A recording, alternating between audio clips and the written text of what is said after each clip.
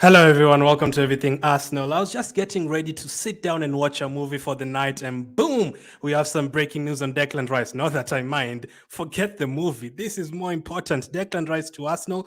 Who knew? I know the economy is terrible, but who knew Rice would be 100 million? You know what I mean? But Declan Rice is definitely worth 100 million. Breaking news from Jacob Steinberg. A lot of news, actually. Declan Rice is very, very close to joining Arsenal. 100 million plus add-ons. So, add-ons could mean whether we finish top four in the Premier League or whether we win a Premier League or whether we win a Champions League someday, we are going to give them some extra money depending on the agreements. But let me know how you're feeling about this. This would be a very, very quick move. I expect this one to be done very quickly. The moment the transfer window opens, I'm expecting some movement. So let's go to the news straight away. So according to Jacob Steinberg, Arsenal are close to agreeing a fee with West Ham for Declan Rice and are expected to pay more than 100 million for the player if certain add-ons are achieved. There is confidence that the deal will be finalized soon. This is absolutely great news. None of us wanted this deal to carry on, until the 2 weeks. We are going to hear Arsenal have offered this after 2 weeks. You're going to hear more after 1 week, more after in July. No. We wanted this deal done right now, and then you can start focusing on the other deals. If you've already gotten Declan Rice through the door, let's say if we fail to get Caicedo and you try to get other players, we'll feel like we have a bit of time to try and look for other players, maybe a couple of more weeks. But if you haven't gotten Rice and you haven't gotten Caicedo as well, there will be a bit of panic. So if you get one top target, this is a guy who's linked to Bayern Munich, he's linked to Chelsea, he's linked to Man United. When was the last time Arsenal were competing with these teams for players? It's been long. That is why I've been really confident this time round about Arsenal getting Rice. People have said Vlahovic, we never got him. Tielemans, we never got him after being linked to them for a long time. Yes, I know, but this one, you could feel like this one is different. This time we're in the Champions League. This time we've been competing for a league title the past season. This time it really feels like the project is getting to the final stages, 95% done. So Declan Rice is one of those players that will definitely fit into that. More from Jacob Steinberg. Mikel Arteta is a huge admirer of Declan Rice and is determined to add him to his squad. Arteta believes Rice will be key to helping Arsenal mount another challenge for the title, while Rice is a fan of Arteta's football. Things you love to hear, things you love to see. Declan Rice fits into the system for sure, and he loves Arteta's football. Like, it wouldn't take him too long to adapt. He's already played in the English football. He's used to playing against the likes of De Bruyne, against the likes of Fabinho in the league. So he's used to all that. And he has been watching Arsenal. I'm pretty sure he's been watching Arsenal. I don't know what Arteta told him in this picture, but whatever I told him, it looks like it's worked because he is about to join Arsenal for a world record transfer. I've been supporting Arsenal since 2004. Some of you before that, some of you after that. And I have never seen Arsenal trying to give a player 100 million. Never, ever. We've never, not even close. Our record deal was Pepe for 72 million. We've never been anywhere close to 100 million. And over the years, we saw Chelsea getting toys for 50 million.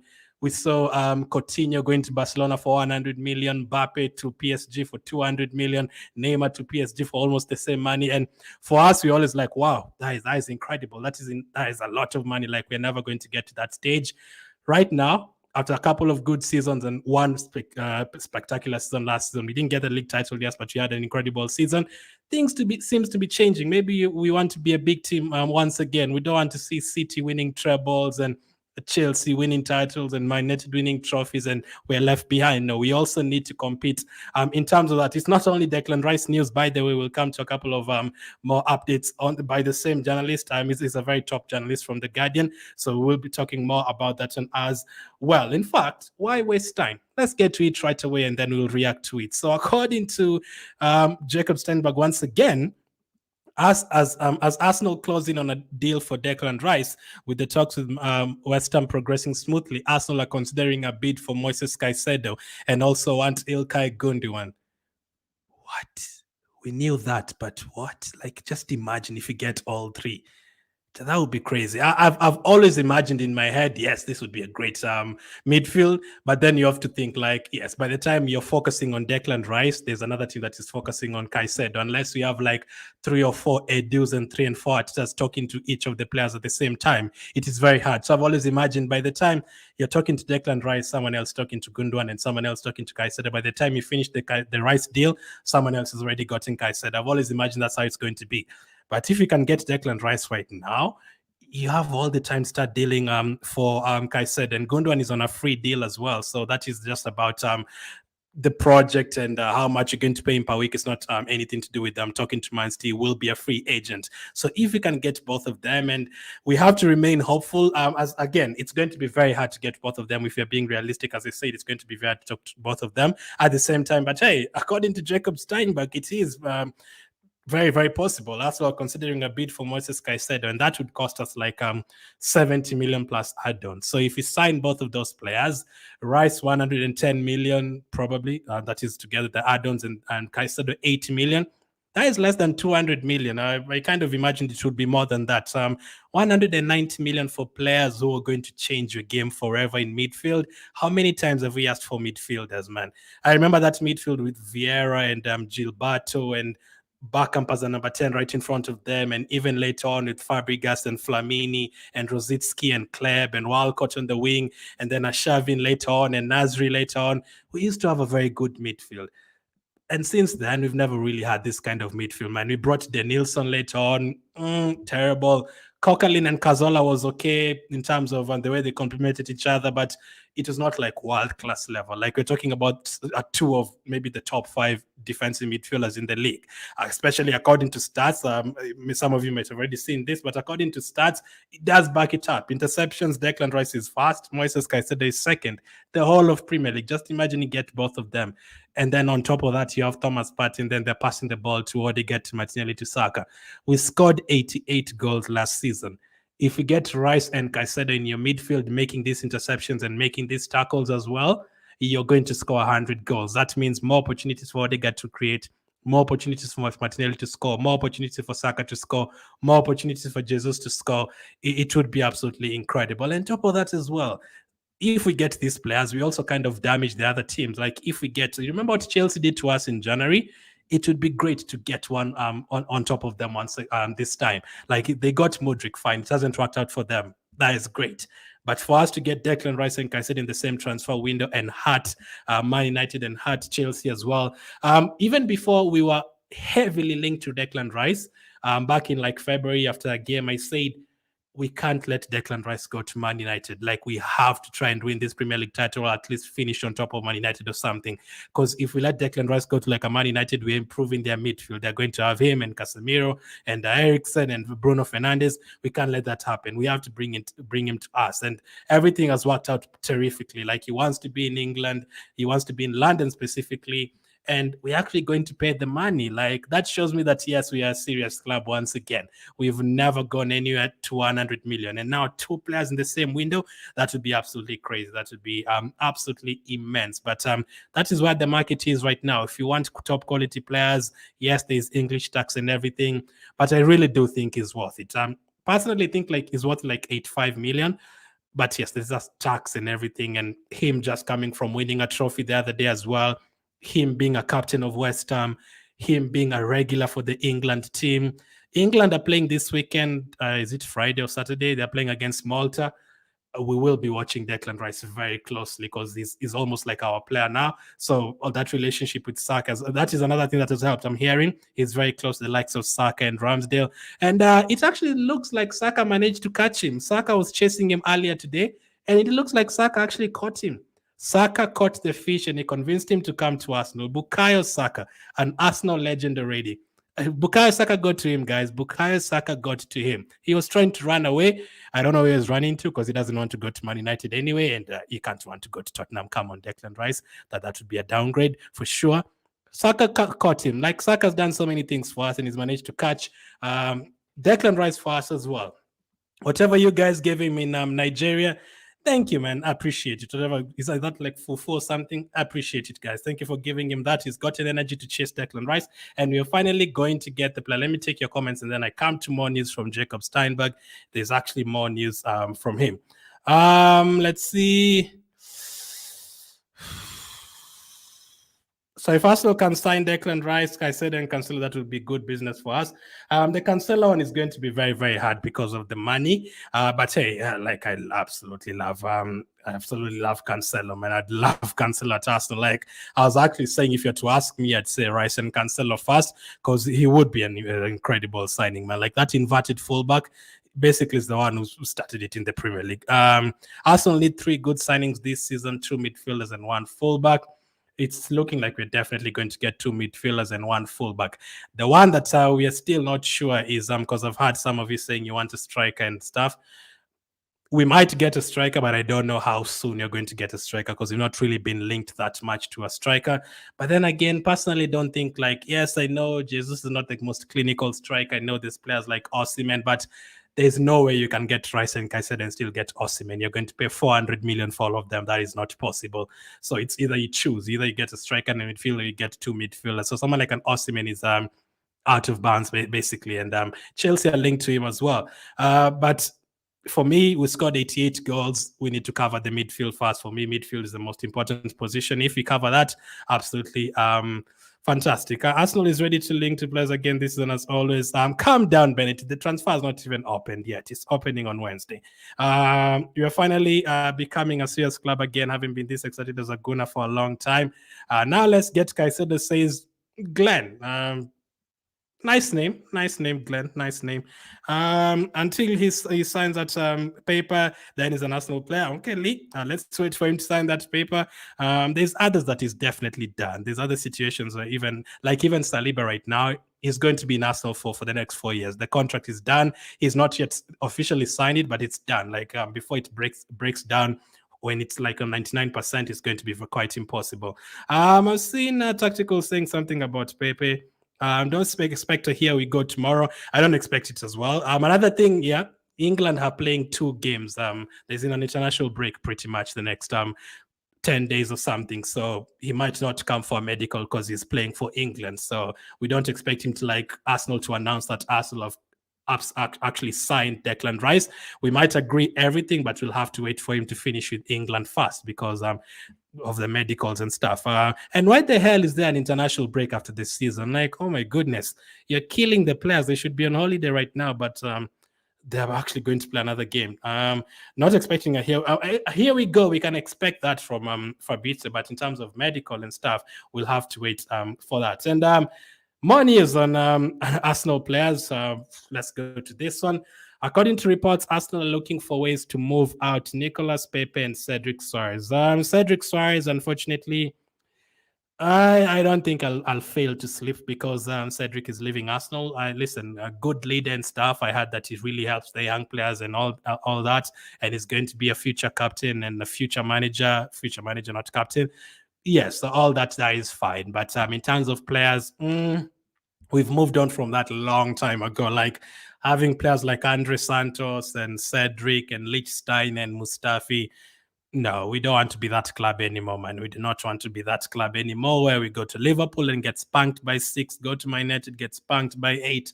We don't want to be that club anymore. And Nicolas Pepe, I mean, if Nicolas Pepe became an Arsenal player once again, I'd be very surprised. Even before this news, there's a lot of stuff. Like Pepe is not really an Arteta signing. Most of the people who are signed by Arsene Wenger and Unai Emery, Arteta is getting rid of all of them. As you've seen, Tien is about to go. Holding is about to go. El Neni could be going as well. Maybe he'll have remaining the likes of Nketiah alone. But by the time we get to next year, I don't think anyone will be here remaining from the Wenger era, from the Emery era. Every single player will be an Arteta player. So the likes of Nicolas Pepe, I can't see him being here. The other thing is, how much are we going to get for Nicolas Pepe? I know we are going to want 30 or 40 million, but you're not going to get that. He's not really impressed during his loan deal. So we are going to go on a heavy loss. We signed him for 72 million. We are going to sell him for maybe, if you are lucky, 20 million or something. So there's a part of me that was thinking just keep him, but if it doesn't fit the system, if it's going to disrupt the team unity and everything, you just don't sign players like that, and or you don't bring back players like that. That is another reason why I didn't really want someone like a Zaha at Arsenal, because players like that have a very huge ego, and that is what I didn't want. The likes of Aubameyang and these big players and players who've done it in other teams, and they'd want to play every single day. We right now we have a culture where everyone is close together. If Martinelli plays, if he's on the bench, no problem. If Trossard plays, no problem. If Nketiah sits on the bench for 10 games, no problem. If he wants to start, cool. If he wants to rest Jesus, if Smith Rowe is starting instead of Odegaard in a game, I don't think the players would be like mad about of each other because, oh, why is Smith Rowe starting instead of me? I don't think so. But if you bring someone like a Zaha or a Neymar or a Pepe, it's going to disrupt that. And I don't think we're in that position. We've moved on from that. Let's get the players who are going to fit into the system, like these two guys, Rice and Caicedo, players who are going to understand the culture and everything. Very important. It's not just about the system and the formation and everything. Culture, dressing room, all that, very, very important for you to succeed. Very, very important for that. So that's the latest. Nicolas Pepe will not be an Arsenal player. Pretty sure you already knew that. Cedric will not be an Arsenal player. I think I'm going to say Declan Rice will be an Arsenal player, and there's a chance for Caicedo and Gundogan to be Arsenal players as well. Let me take a few comments. It's already late at night. We will talk about this more tomorrow. I just wanted to do a quick live stream. Let's see. Please get Caicedo, says Hussaini. I would love that as well. A midfield depth of Rice, Caicedo, Jorginho, and Partey is like blocking the road to our defense because nowhere to reach the goalkeeper. Yeah, you're not going to pass that midfield. Like you'll never see. Of course, Saliba is still injured, and I don't think he's going to be back for preseason. We won't have to worry that much because our midfield is strong enough. And although I'm saying that, Emmanuel, I'm starting to think if we get Rice and Caicedo, does that mean either Jorginho or at least El Neni would go? If are we going to keep all of them, Rice, Caicedo, Jorginho, Partey, and also El Neni? I mean, I'd love to keep all of them. I have no problem. You need those numbers in midfield, no problem. But it's going to, especially if you get Gundogan as well, then I would imagine Jorginho won't be here. If you get Gundogan on top of that, I don't think Jorginho will be here. And Partey, as much as none of us want to hear it, it's not 100% that he's going to be here next season. There's still a slight chance that he might not be here, depending on what happens. Hopefully, we'll be here and we'll have that Rice, Caicedo, and Partey in midfield alongside Odegaard as well. That would be perfect. But I think Jorginho would be very close to going, and El Neni, unless no one wants him, he will be going as well. So let's see. If one of the Kroenkes you're willing to spend this money when Wenger came second with summer signing being an old washed up, better check with one the Kroenkes were willing to spend. Actually, on Peter Cech as well, tactical. I don't think Peter Cech did that badly as people make it look at Arsenal. I think he had like at least one good season or something. But yes, we signed him after his best days were behind him. We definitely don't need a striker. Jesus was injured for 4 months and still banged in a lot of goals. I agree that if I'd love a striker who's tall and different from what we have, but not like immediately. Right now, I want midfielders, I want a fullback, and then after, like in July, you can start looking for a striker. But right now, I don't think striker is our priority. You can get strikers later on. We didn't have a problem with scoring goals. That was not our problem. We scored a lot of 5-4s, 4s, 3s, and we scored against the big teams. We put 3 past Tottenham, 3 past Liverpool, 2 past them. We scored 4 against Brighton, 4 against Aston Villa, 5 against Nottingham, 5 against Wolves.